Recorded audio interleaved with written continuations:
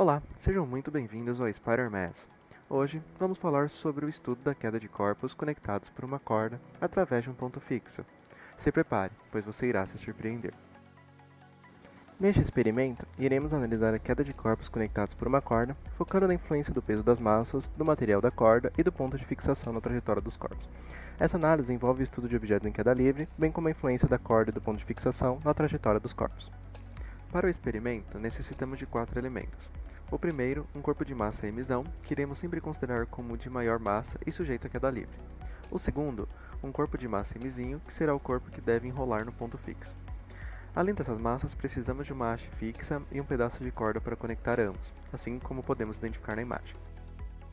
Para a coleta de dados deste experimento, optamos por variar as massas, que explicarei melhor em breve, bem como utilizar 3 tipos de corda, sendo elas barbante comum, fitilho de amarração e nylon para pesca.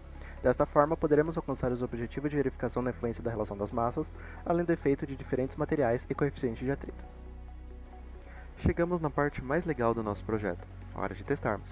Vamos assistir em câmera lenta o funcionamento do experimento. Ao soltar o objeto de menor massa, presente na extremidade da corda, podemos verificar que a garrafinha não cai no chão. Pelo contrário, a corda se prende na haste fixa e começa a enrolar-se sobre a mesa. Viu que interessante? Intuitivamente, tendemos a acreditar que o objeto, tendo uma massa bem superior, cairia no chão, o que na realidade não acontece. Mas, vamos repetir o vídeo que eu vou explicar exatamente o que aconteceu. Podemos analisar que o arranjo da corda em relação à haste fixa funciona como um pêndulo. Conforme a massa em emisão cai, o raio de rotação diminui e, pela conservação do momento angular, a velocidade de rotação da massa em emisinho é aumentada.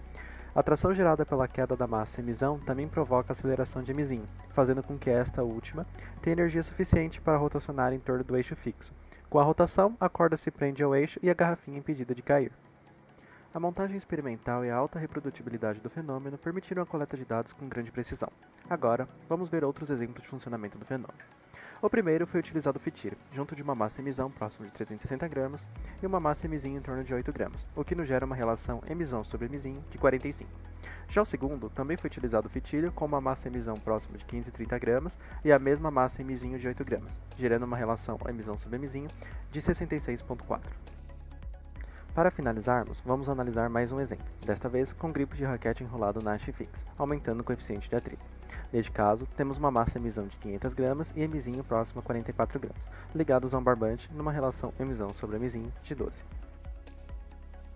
Utilizando a ferramenta Tracker, podemos identificar com clareza as influências da razão de massas e do coeficiente de atrito durante a queda da garrafinha. No gráfico, o eixo X representa o tempo em segundos e o eixo Y representa, em metros, a posição vertical da massa emisão, com sua origem definida na altura da haste fixa. As linhas contínuas significam que foi utilizado o barbante para conectar as massas, já a linha tracejada representa a utilização do fitilho. As linhas que possuem marcações significam que a queda ocorreu com o atrito aumentado. Na legenda, os números representam a relação emisão sobre emisinho utilizada durante o experimento. Agora, vamos analisar os resultados do gráfico. Na linha pontilhada, temos a representação do objeto em queda livre. Neste caso, apenas gravamos a queda da massa emisão sem estar conectada na massa emisinho. Na linha verde, utilizando o barbante, temos uma relação emisão sobre emisinho em torno de 66,4, ocasionando uma queda próxima de 1,5 metro. Comparando com as linhas laranjas e escuro, fica nítido que quanto maior a relação emissão sobre emisinho, mais oscilações ocorrerão durante a queda. Podemos comparar também com a linha marrom, na qual foi utilizado o fitilho e a queda da massa emisão foi um pouco maior, chegando próxima de 1,57 metro. Desta vez, analisaremos o barbante em conjunto com o atrito na haste fixa, numa relação emissão sobre emisinho próxima a 74,8. Mesmo essa relação estando maior, o coeficiente de atrito faz com que a queda da garrafinha seja encurtada, ficando próxima a 1,3 metro, gerando também poucas oscilações. Agora, podemos perceber um fato interessante. A elasticidade do nylon fica aparente pela grande quantidade de oscilações. Por conta disso, o nylon foi bem sucedido apenas para razões de massas pequenas, no caso do gráfico, 8,3. Neste caso, a queda foi em torno de 1,1 metro. Por último, temos um resultado inesperado, no qual foi possível observar o fenômeno para uma configuração que não continha massa menor na extremidade oposta. Uma hipótese para o ocorrido é de que a corda, por si só, tem uma massa não desprezível e que, nessa configuração, possibilitou a ocorrência do fenômeno. Este experimento foi o que gerou a maior queda, próxima de 1,6 metro. Bom, podemos concluir que o fenômeno é altamente reprodutível para relações emisão sobre emisinho superiores a 5. Entretanto, experimentos com a relação inferior a este valor tendem a falhar. Além disso, verifica-se que a relação de massas tem mais influência quando comparado ao material da corda ou ao coeficiente de atrito entre o ponto fixo e a corda. Obrigado por assistir ao Spider-Mass.